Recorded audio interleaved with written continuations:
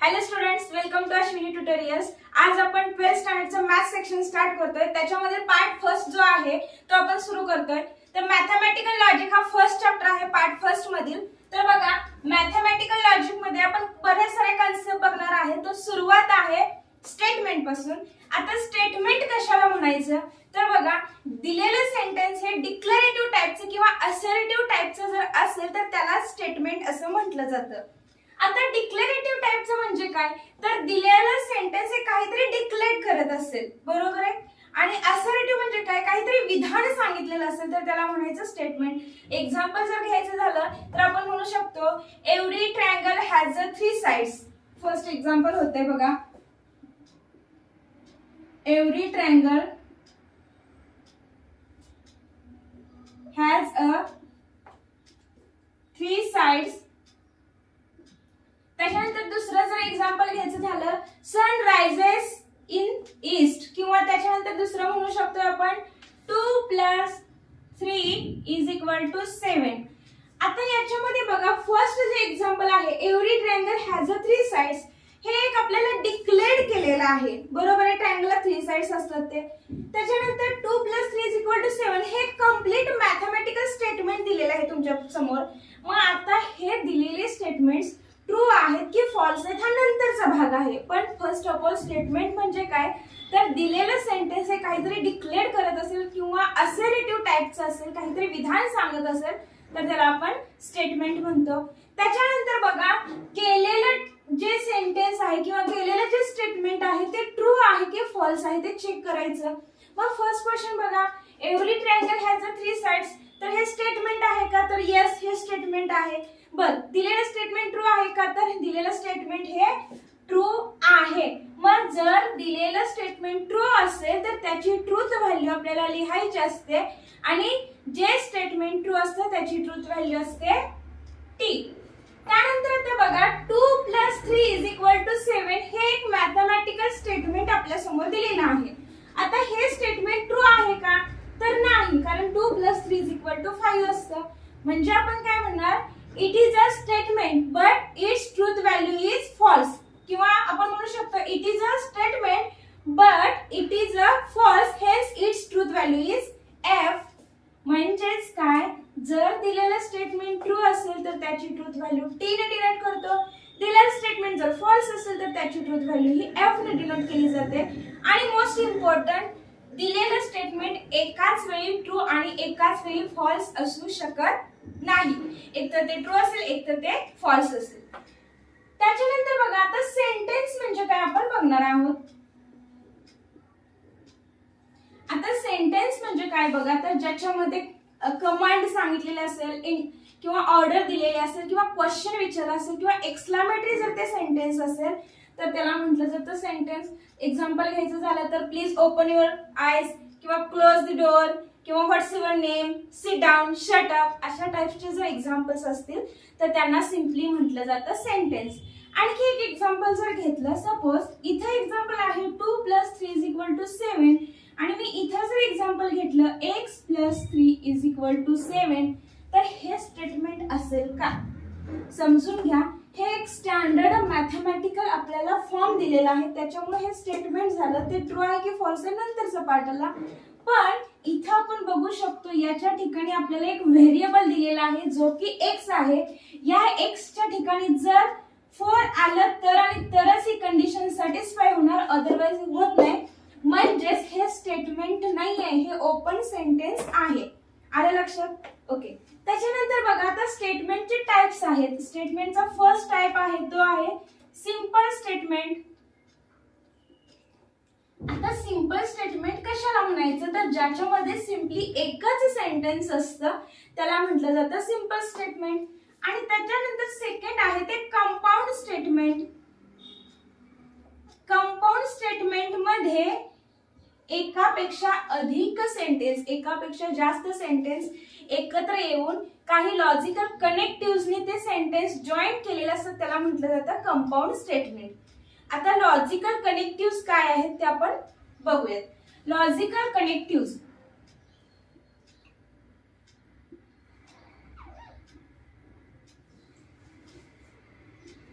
तर बघा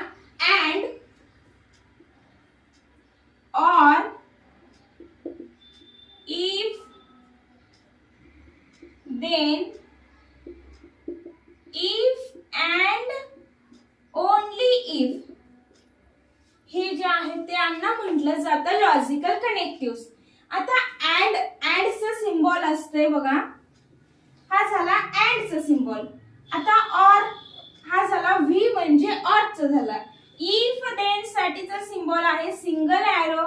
if and only if साठीचा आहे डबल एरो. ह्या तुमच्या लॉजिकल कनेक्टिव्हिटीज आहेत. ह्या लॉजिकल कनेक्टिव्ह वापरून पुढचे आपल्याला एक्झाम्पल सॉल्व्ह करायचे असतात. बघा बेसिकली आपण काय काय स्टडी केला, हे जे बेसिक आहे ते थोडं थोडं सांगत मी त्याच्या थ्रू एक्सरसाइज कंप्लीट करेन. फर्स्ट ऑफ ऑल स्टेटमेंट कशाला म्हणायचं, त्यानंतर सेंटेन्स कशाला म्हणायचं, त्यानंतर ओपन सेंटेन्स कशाला म्हणायचं. दिलेलं स्टेटमेंट जर ट्रू असेल तर त्याची ट्रूथ व्हॅल्यू टी असते, दिलेलं स्टेटमेंट फॉल्स असेल तर त्याची ट्रूथ व्हॅल्यू एफ असते. त्याच्यानंतर लॉजिकल कनेक्टिव्हिटीज आहेत, त्याच्यामध्ये अँड आहे, ऑर आहे, इफ देन आहे, इफ अँड ओनली इफ आहे. आता या लॉजिकल कनेक्टिव्ह साठी ट्रूथ टेबल आहेत ते आपल्याला ड्रॉ करायचे आहेत. तर अँड लाच आपण काय म्हणू शकतो तर कंजंक्शन. बघा अँड ला म्हणू शकतो आपण कंजंक्शन, ऑर ला आपण म्हणू शकतो नाही म्हणतो आपण डिसजंक्शन, याला म्हटलं जातं इम्प्लिकेशन, आणि इफ अँड ओनली इफ ला म्हटलं जातं डबल इम्प्लिकेशन.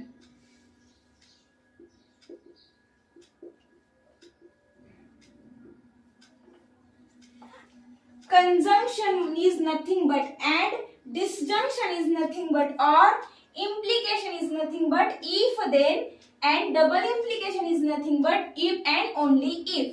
त्याच्यामध्ये implicationला दुसरा शब्द आहे कंडिशनल,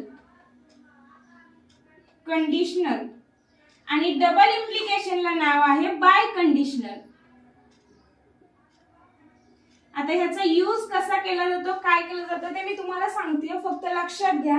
आता या कंजंक्शन साठी सेपरेट ट्रूथ टेबल ड्रॉ करायचंय, डिसजंक्शन साठी सेपरेट ट्रूथ टेबल ड्रॉ करायचंय, इम्प्लिकेशन साठी, डबल इम्प्लिकेशन साठी. आणखी एक महत्त्वाचं म्हणजे स्टेटमेंट्स हे आपल्याला पी क्यू आर या लेटर्सनी डिनोट केले जातात. आता याचे ट्रूथ टेबल कसे ड्रॉ करायचे आपण बघूया. कंजंक्शन साठी आपण ट्रूथ टेबल तयार करतोय. फर्स्ट ऑफ ऑल आहे पी, नंतर क्यू, त्यानंतर पी अँड क्यू, या दोन्ही मध्ये आपल्याला कंजंक्शन करायचं आहे. तर फर्स्ट ऑफ ऑल इथे असते ट्रू ट्रू, फॉल्स फॉल्स. त्यानंतर दुसरा टेबल येणार टी एफ टी एफ. आता हे झालं आणि फायनली या दोन्ही मध्ये जर कंजंक्शन केलं तर काय येणार ते आपल्याला या ठिकाणी लिहायचं आहे. तर लक्षात घ्या आपण प्रोबॅबिलिटी मध्ये शिकत होतो, जर 2 कॉइन्स जर फेकले तर त्याची प्रोबॅबिलिटी आपण कशी लिहित होतो तर H H, H T, T H आणि टी टी अशा टाइप मध्ये लिहित होतो. म्हणजेच काय रे तर 2 आपण कॉइन्स फेकले तर आपल्याला टोटल कनेक्टिव्हिटी 4 मिळत होत्या. म्हणून इथं पी आणि क्यू हे 2 कॉइन्स येतात, समजा आपल्याला टोटल 4 भेटले. जर आपल्याला 3 असते, पी असता क्यू असता आरतीसाठी ड्रॉ करायचं असतं तर टोटल आपल्याला 8 व्हॅल्यू घ्याव्या लागल्या असत्या.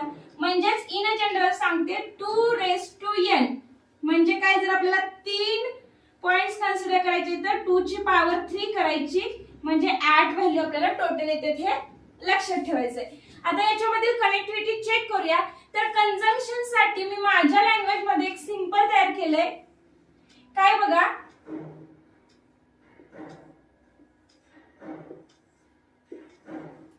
टी अँड टी असेल तरच टी असतं, बाकी सगळं फॉल्स असतंय. जे फॉल्स असते ते लक्षात ठेवायचं नाही. ह्याच्यासाठी मी एक सिंपल तयार केले, तुमचं बरोबर माझं बरोबर तरच फायनल रिझल्ट बरोबर येणार, दोघांचं बरोबर असलं तरच बरोबर, अदरवाइज बाकी सगळ्या कनेक्टिव्हिटीज ह्या फॉल्स असणार. हा झाला कंजंक्शनचा. सिमिलरली तुम्हाला इथे डिसजंक्शन साठी मी ड्रॉ करून दाखवते. आता डिसजंक्शनलाच ऑर म्हटलं जातं. आता डिसजंक्शन साठी बघा पी क्यू मध्ये आपण चेक करूया, P Q, P or Q. तर याच्यामध्ये परत बघा T T F F, T F T F. आता मी कंजंक्शन मध्ये काय सांगितलं, तुमचं बरोबर माझं बरोबर तरच बरोबर. तसं डिसजंक्शन मध्ये लक्षात घ्यायचं, तुमचं चुकलं माझं चुकलं तरच चुकलं, अदरवाइज सगळे ट्रू. जे जास्त आहे ते लक्षात ठेवायचं नाही, सिम्पली लक्षात ठेवायचं. कंजंक्शन मध्ये टी अँड टी असतं, डिसजंक्शन मध्ये एफ अँड एफ असतं. हा झाला डिसजंक्शन साठीचा टेबल.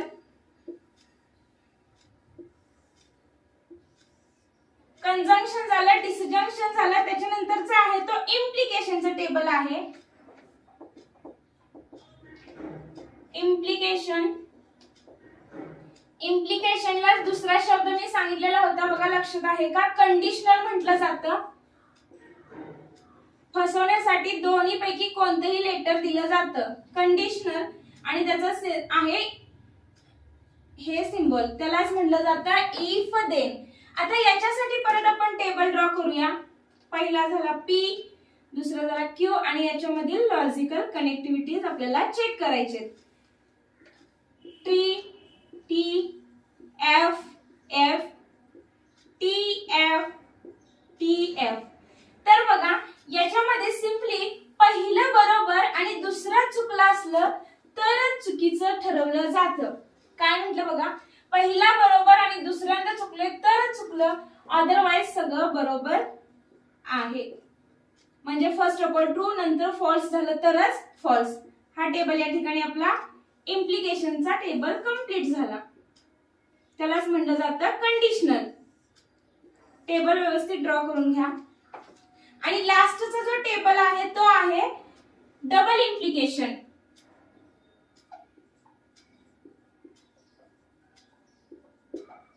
डबल इम्प्लिकेशनलाच म्हटलं जातं बाय कंडिशनल.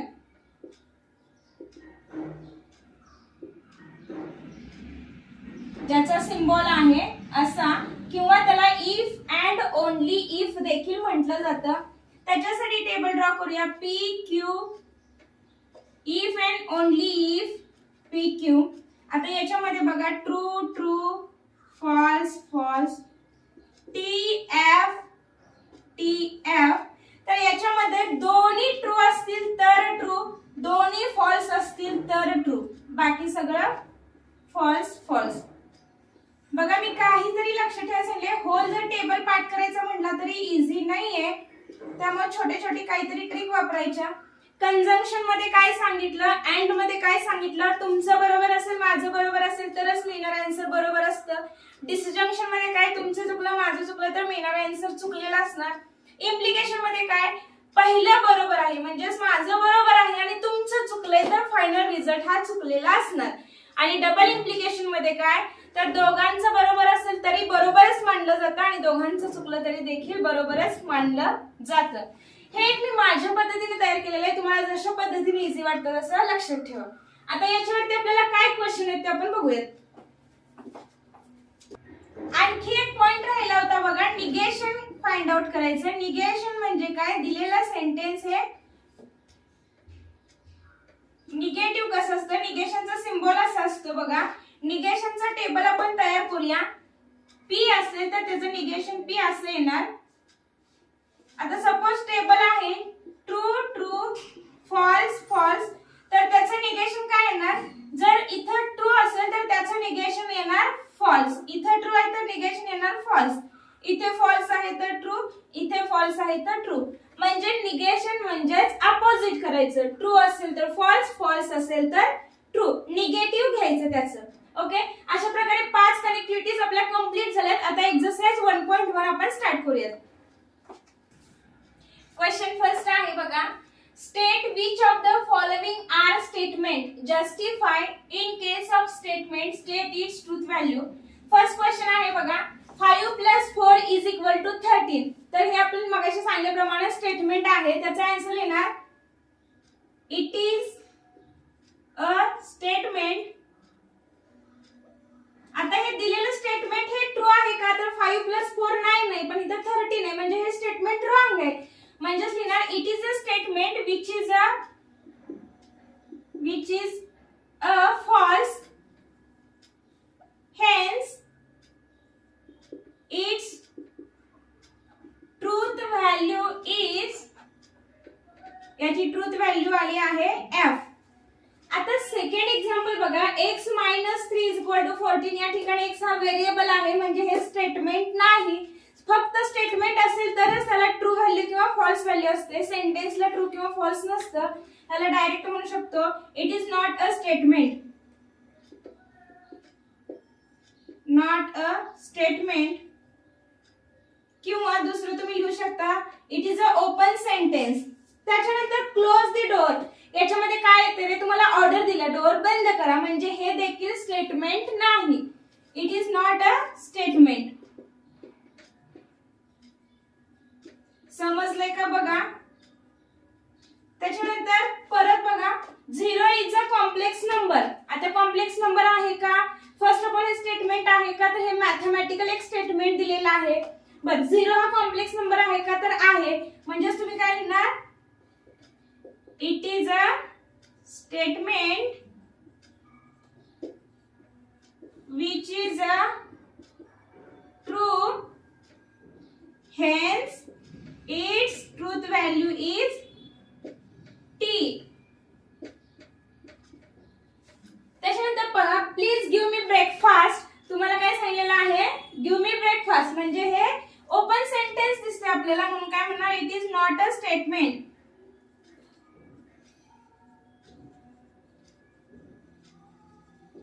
त्यानंतर 6 आहे कॉन्ग्रुएंट ट्रायंगल्स आर सिमिलर. तर मॅथमॅटिकल स्टेटमेंट आहे, हे ट्रू आहे म्हणजे तुम्ही ना इट इज अ स्टेटमेंट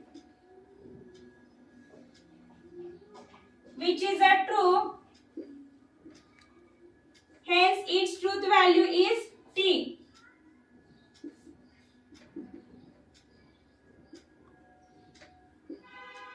हे सगळं लिहायचं, 2 मार्क्स साठी क्वेश्चन असतो.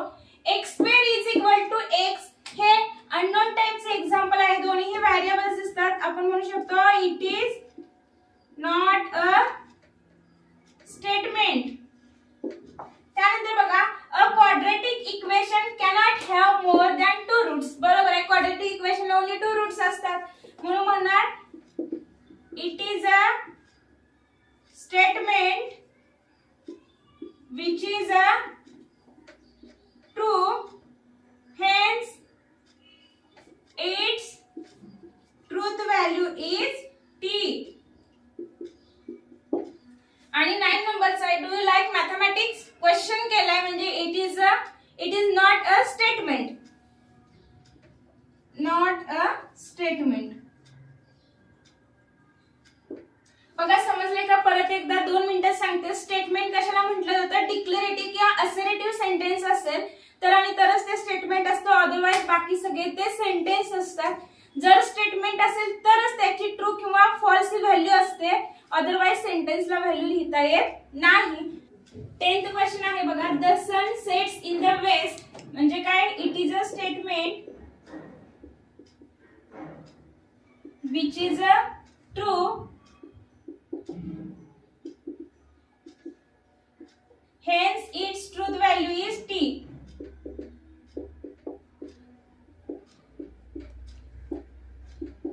हे सगळं लिहायचं, आळस करायचं नाही. त्यानंतर सेकंड क्वेश्चन आहे बघा, all real numbers are whole numbers. हे मॅथमॅटिकल स्टेटमेंट आहे पण हे फॉल्स स्टेटमेंट आहे.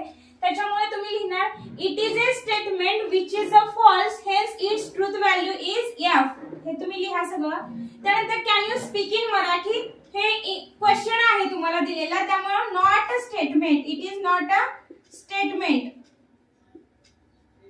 त्यानंतर बघा x² - 6x - 7 = 0. हा x जरी व्हेरिएबल असेल तरी त्याची व्हॅल्यू तुम्हाला दिलेली आहे 7. जर x ची व्हॅल्यू 7 असेल तर हे इक्वेशन सॅटिस्फाय होते का बघूया. 7 चा स्क्वेअर येतोय 49 - 7 * 6 are 42 - 7 49 - 42 7 7 - 7 = 0 म्हणजे कंडिशन सॅटिस्फाय होते.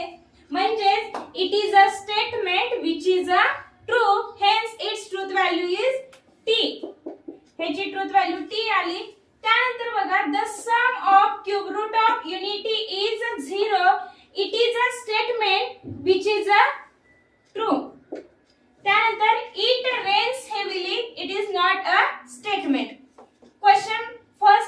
कंप्लीट झालाय. क्वेश्चन नंबर 2 बघूया.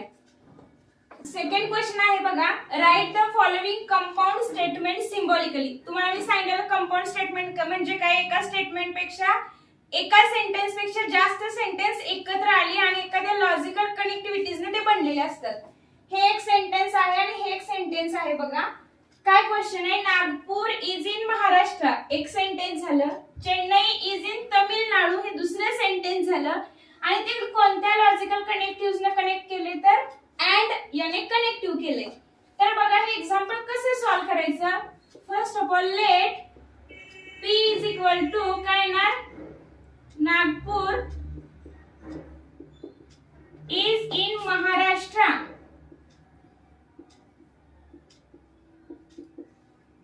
आणि Q येणार Chennai is in Tamil Nadu. Okay, आता आपल्याला काय सांगितलेलं आहे, हे स्टेटमेंट सिम्बॉलिकली लिहायचे आहेत. Therefore it's symbolic form is.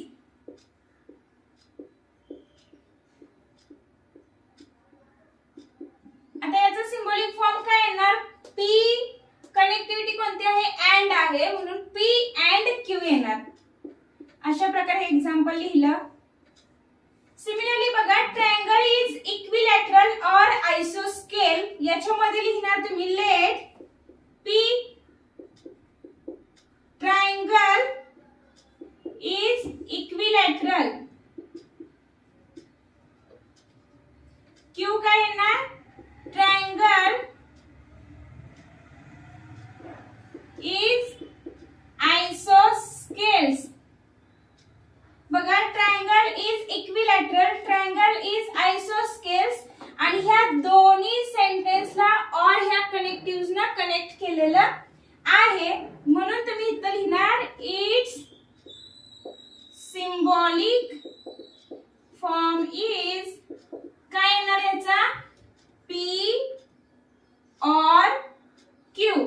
आणि इथं आपण लिहायला चुकलोय, इथं काय आहे, दोन्हीच्या मध्ये अँड आहे त्यामुळे याचा सिम्बॉलिक फॉर्म हा असा असणार आहे अँड, आणि हा आला तो P और Q आला. त्यानंतर थर्ड क्वेश्चन बघू.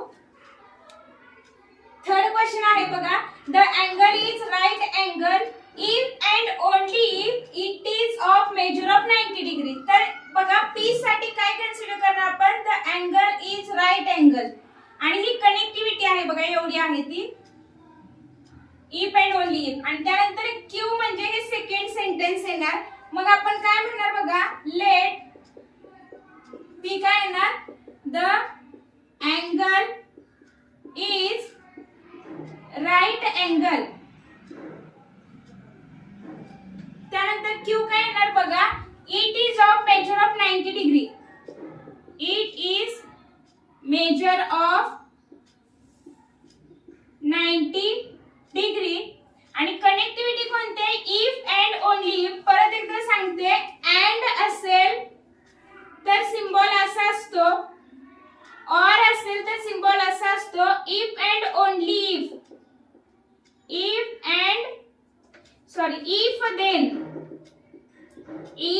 देन असेल तर सिम्बॉल असा, इफ अँड ओनली इफ असेल तर असा, आणि निगेशन असेल, निगेटिव्ह सेंटेन्स असेल तर सिम्बॉल असा येणार.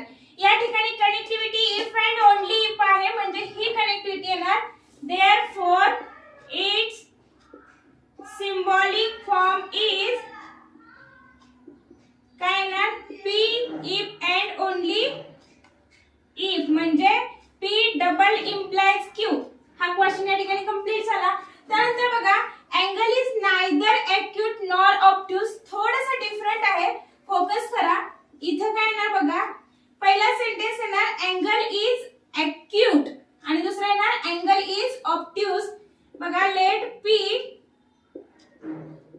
अँगल इज ॲक्यूट, Q येणार अँगल इज ऑब्ट्यूज. आता याचा सिम्बॉलिक फॉर्म काय ना बघा, इट्स सिम्बॉलिक फॉर्म इज. आपण निगेशन शिकलो, या ठिकाणी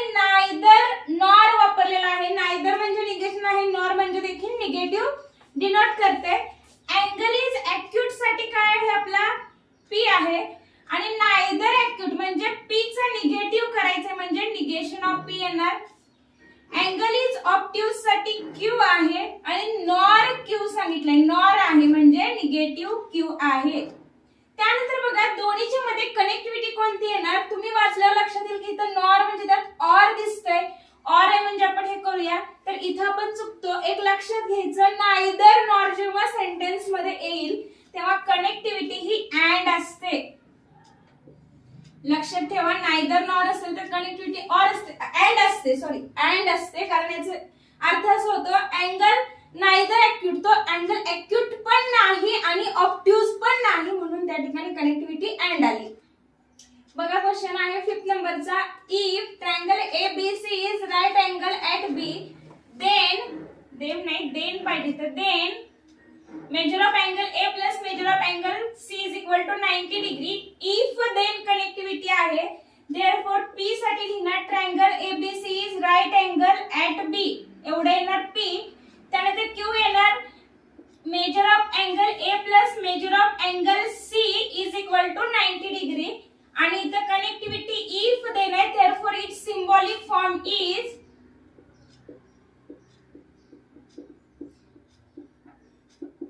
काय येणार. P implies Q येणार.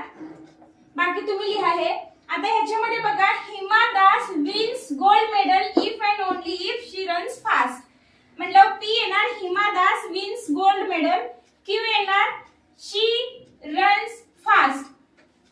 आता याच्यामध्ये बघा, हा झाला P, हा झाला Q आणि लॉजिकल कनेक्टिव्हिटी आहे इफ अँड ओनली इफ. त्यामुळे सिंबॉलिक फॉर्म येणार P double implies Q.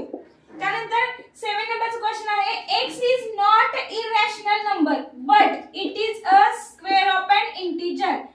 And आलं किंवा but आलं तर तुम्ही लॉजिकल कनेक्टिव्हिटी and चा सिम्बॉल वापरायचा. ह्याच्यामध्ये P काय येणार बघा. X is irrational number आणि Q येणार it is square of an integer. It is square of an integer. व्यवस्थित लिहा तुम्ही.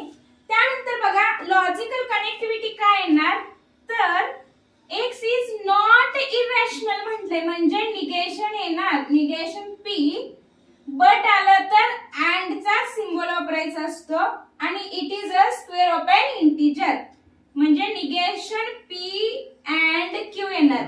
बट आणि अँड साठी अँड असतो. क्वेश्चन नंबर 3 आहे. Write the truth values of the following. त्यातला फर्स्ट क्वेश्चन आहे 4 इज ऑड और 1 इज प्राइम. आपल्याला लक्षात येतं हे फर्स्ट एक्झाम्पल आहे आणि हे सेकंड आहे. तर आपण काय लिहिणार. Let P 4 is odd, Q येणार 1 इज प्राइम. परत काय लिहिणार. Its truth values 4 is odd म्हणजे फॉल्स आले ह्याची ट्रूथ व्हॅल्यू आणि 1 इज प्राइम हे देखील फॉल्स आल्या F रिस्पेक्टिव्हली. त्यानंतर काय लिहिणार तुम्ही. Therefore it's symbolic form is. दोन्हीच्या मध्ये काय आहे तर ऑर आहे. F और F असेल तर आन्सर काय येतं F येतं. तुमच्या लक्षात आहे का बघा, मी सांगितलं होतं तुमचं बरोबर माझं बरोबर असेल तरच ट्रू येणार. तुमचं चूक माझं चूक असेल तर चूक. पहिला बरोबर दुसरा चूक असेल तर चूक. T डबल इम्प्लाइज T असेल तर T आणि F डबल इम्प्लाइज F असेल तरी देखील T. ओके, त्यानुसार F और F चा आन्सर आला F. सेकंड क्वेश्चन बघा. 64 is a perfect square, 46 is a prime number. मग लिहा let P 64 is a perfect square. Q येणार 46 इज अ प्राइम नंबर. आता बघा 64 इज अ परफेक्ट स्क्वेअर हे ट्रू येते आणि 46 इज अ प्राइम नंबर हे फॉल्स येते. Therefore it's truth values values पहिला आलं T and F respectively.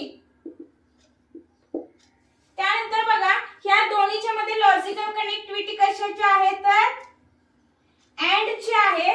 Therefore it's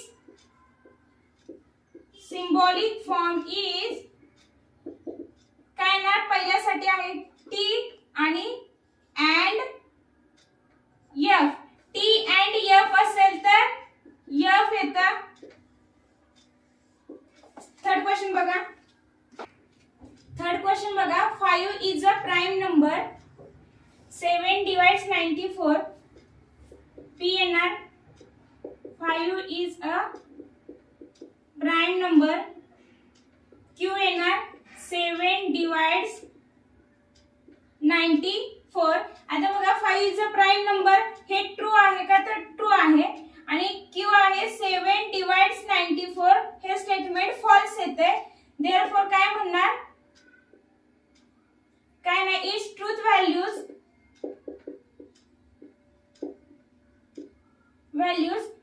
T F respectively. Therefore it's symbolic form. याचा सिम्बॉलिक फॉर्म काय आहे टी. लॉजिकल कनेक्टिव्हिटी अँड आहे.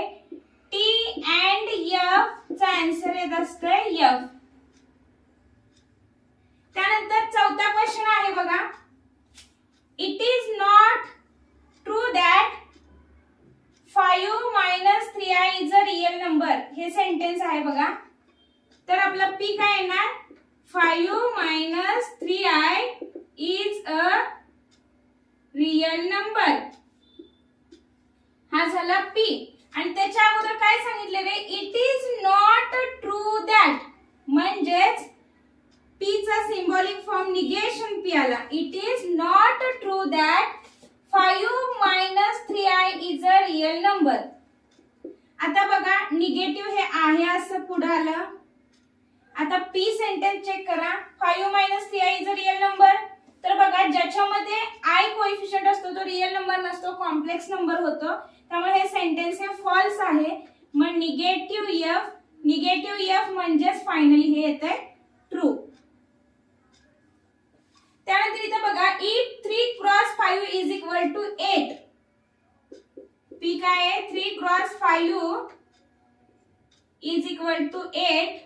क्यू काय आहे 3 प्लस 5 इज इक्वल टू 15. दोन्ही स्टेटमेंट्स हे फॉल्स आहेत आणि इफ देन हे कनेक्टिव्हिटीज आहेत. म्हणजेच काय येणार it's truth values f, f respectively. Therefore, its symbolic form is